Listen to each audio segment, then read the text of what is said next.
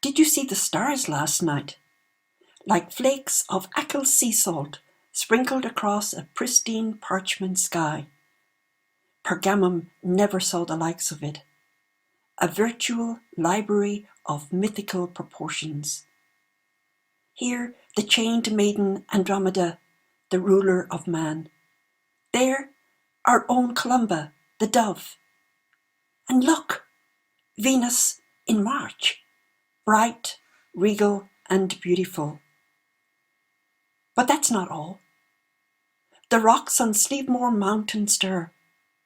Portals open to the celestial call, unveiling the heavenly constellation mapped in astronomical precision on our island home.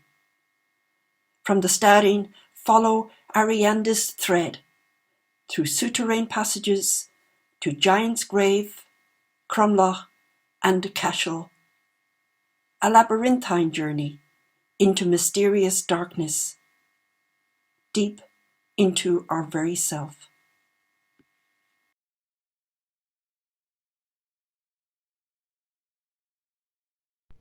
Beneath the night sky. I recall as a child how the night played on my mind. The call of the raven outside the window, lost souls crying as the wind did blow. I would call my mother to my side to explain what creatures dwelled outside, that I could hear passing by each night under the starry sky. Now don't you worry, my dear child, is what my mother would say. For when the sun sets down beyond, the fairies come out to play. In valleys beneath the mountains high, they will gather under the darkened sky to sing and song and dance once more, in their manifolds throughout ocean moor. From a lonely mountain after the eve, a giant will rise from his tomb. Reaching out from beyond his ochre sleeve, he rises up the moon. His pale soft light shining down, lights up again the holy ground, where pilgrims once came to play, for hope and a bright new day. Then from a door on the mountainside a goddess will appear, for she lights up the stars far and wide, you see on nights so clear. She flies out disguised as the raven, to call our souls back up to heaven, from the shallow graves filled by blight. They will shine now in eternal light. So child, don't you fear the creatures of the night, for the wrongs of the day their magic will put to right. When you see the pale moon rising, or the distant stars shining, remember that a new day just for you is on the way. With the passing of those days and nights, the years have rolled on by. This world has stolen like a thief the innocence of that young boy.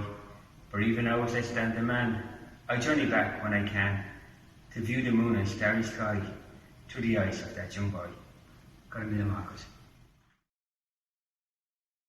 The wound at the side of the house. The glistening neon dome turned the night bathroom, with its window open, into an addictive sanctuary which had drawn in the masses of the night. Thousands of demented ephemeræ, needle specks of shivering flies, moths, and myriad winged things congregate around its merciless, unrelenting light. Having waited all day for daylight and its bestial colours to leave, they arose from the bog, navigating rushes, grasses, and briars, rising into the wonder of this night, with its moon casting mint light from behind the mountains of Connemara. On the adventure of their first few hours of life here, they had the misfortune to pass by on this side of the house, and became at once entranced by this strange window of light, a white wound in the night, its drawbridge down, and flew into the blind worship of its deadly brightness.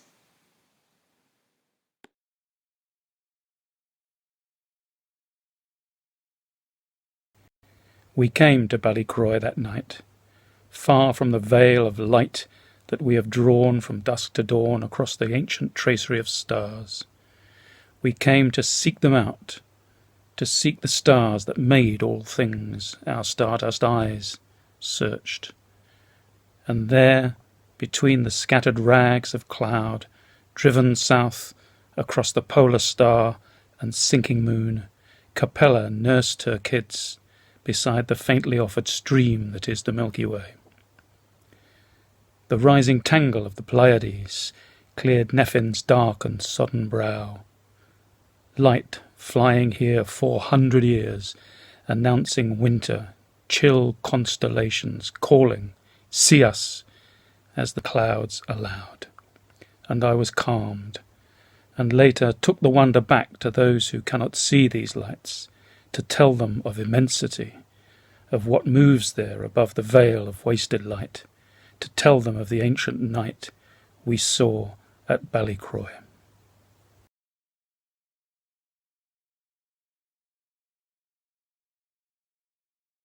On the hill, Glenhest. Sometimes the gate sings and whispers in the breeze, but it takes a western gale to really set its pitch and tumble in the wildness to hillside nights like these. Back over bogland as the wind begins to chime, swallow gone, and now just homeless leaves will brunt out this Atlantic storm. Simple acts repeat forlorn, build the fire, keep us warm. But then there will be mornings when spring sunlight softly bathes, incipient bud explosions from nature's green immense, for those now overwintered, a springtime recompense.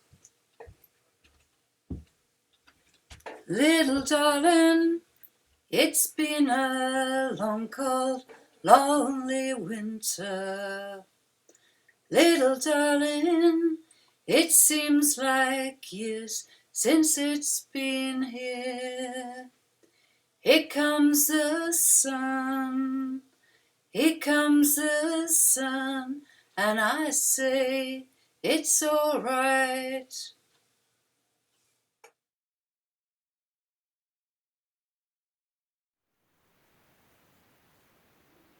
The moon. A very long time ago there was a country where the night was always dark. After sunset the sky covered the world like a black cloth, because the moon never rose and not one star twinkled in the darkness. A long time before, when the world was created, everything used to glow gently and give enough light to see by, but later that faded.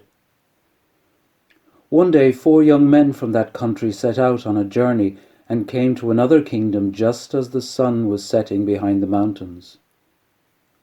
When the sun had gone completely, they stood still in amazement, because a gleaming ball appeared at the top of an oak tree and cast a soft light all around. It wasn't as big as the sun, but it gave enough light to see by and to tell one thing from another. The 4 travellers had never seen anything like it, so they stopped a farmer who happened to be driving past in his wagon and asked him what it was. "Oh, that's the moon, that is," he told them. "Our mayor bought it. He paid 3 tailors for it.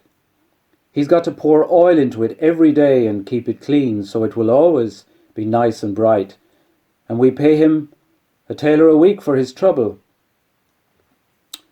When the farmer had driven away, one of the young men said, "You know what, we could use this moon thing at home. My dad's got an oak tree about as big as this in his front garden. I bet he'd let us hang it there. Wouldn't it be good not to have to blunder about in the dark any more?" "That's a good idea," said the second. "Let's get hold of a wagon and a horse and carry this moon away. They can always buy another." "I'm a good climber," said the third. "I'll go up and get it." The 4th one fetched a wagon and horses, and the 3rd one climbed the tree, drilled a hole in the moon, passed a rope through it and handed it down.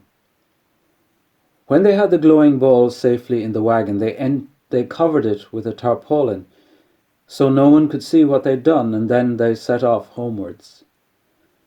Back in their own country, they hung the moon on a tall oak tree.